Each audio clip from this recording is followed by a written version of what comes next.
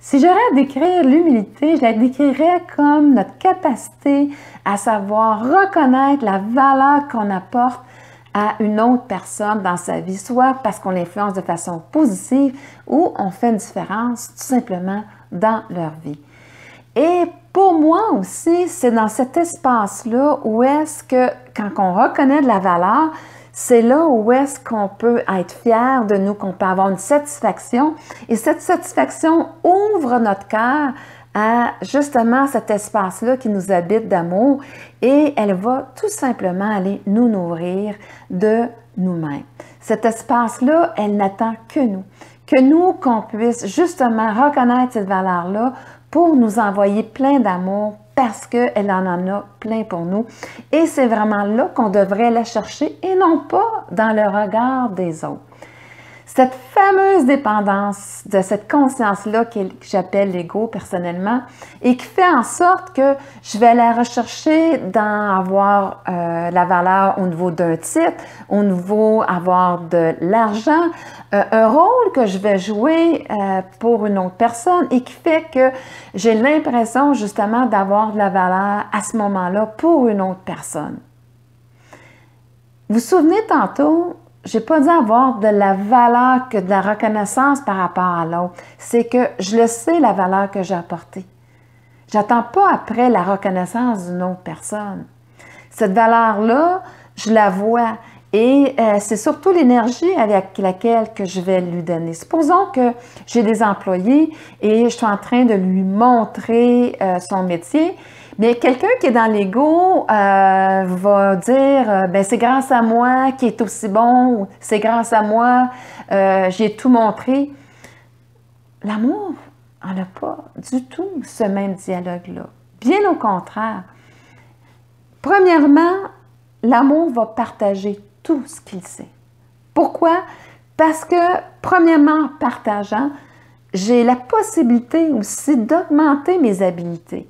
En passant cette connaissance-là, en la partageant, en l'enseignant, ça fait aussi que moi, je la contacte encore plus et en la livrant à l'autre, je suis contente de voir que je participe à son autonomie, à son expansion de son être et c'est là, à ce moment-là, qu'on est vraiment dans le bon espace et que je vais être contente de voir la personne se réaliser et même encore devenir meilleure que je suis.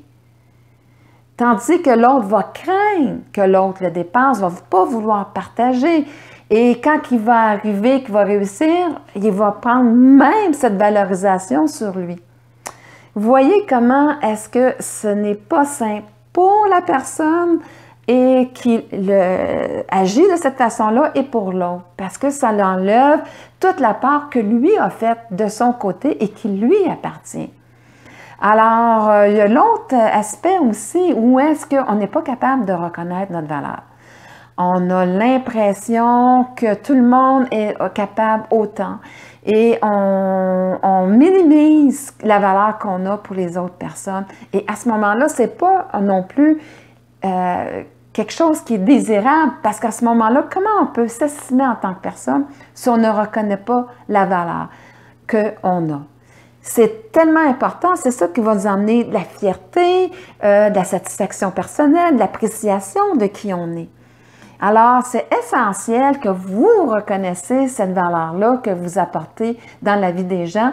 Et ça peut être autant aussi, si je regarde la peinture en arrière, de reconnaître que quand je peins, ça a beaucoup de valeur parce que pour une personne qui va trouver le cadre agréable à regarder, ça a une valeur inestimable. Et c'est pour ça que la valeur de certaines peintres va dépasser des millions de dollars. En même temps, qu'est-ce qui donne la valeur? C'est aussi la capacité de payer des gens qui vont aller, des fois, surestimer quelque chose que finalement, un cadre, une peinture pourrait avoir autant de valeur, même si la personne n'est pas connue. C'est tout simplement biaisé, je trouve, par rapport à, des fois, notre capacité de payer qui augmente la valeur et qui fait en sorte que ça donne de la valeur à nous si on le possède. Bon, OK, c'est correct. Mais selon ce que je vous ai décrit, d'une véritable valeur, ça ne se passe pas de cette façon-là.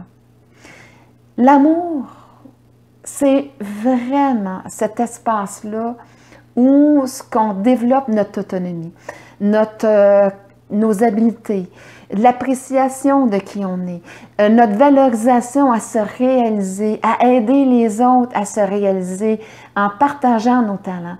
Et là, à ce moment-là, c'est là qu'on est vraiment habité d'un amour incroyable pour nous. C'est dans cet espace-là parce qu'on la sent à l'intérieur de nous. C'est pas quelque chose qu'on cherche à travers le regard des autres. C'est quelque chose simplement qui vient nous habiter parce que toute émotion part de vous et cet amour-là, elle est en vous. En fait, quand vous avez un vide intérieur, c'est que vous êtes simplement déconnecté de cette valeur-là parce que vous attendez après les autres ou vous êtes incapable de reconnaître votre valeur, peu importe. Mais c'est la définition que je ferai et j'espère vraiment que cette vidéo-là aura fait une différence pour que vous recherchiez cette valeur-là à l'intérieur de vous. Et je dirais justement, c'est que cette valeur-là, c'est illimité. Parce que on n'arrête pas tout simplement d'accroître nos habiletés, nos expériences de vie, parce que si on l'écoute, cette pulsion de vie-là veut toujours nous emmener dans le meilleur de nous-mêmes, de nous découvrir dans les différentes facettes de notre être et qui fait qu'on devient un être qui est polyvalent, qui est vraiment un être qui est rempli de talents différents et qui augmente sa valeur dans cette connaissance-là de soi. Et c'est vraiment ce que je vous invite à aller découvrir à l'intérieur de vous et de vous en nourrir parce que lorsque vous en nourrissez, vous influencez positivement les autres aussi autour de vous. Et là, à ce moment-là, tout le monde y gagne parce que c'est là ce que se passe, la véritable humilité. Alors, vous l'avez tous à l'intérieur de vous et je vous souhaite vraiment de la développer pour le bien de vous et des autres.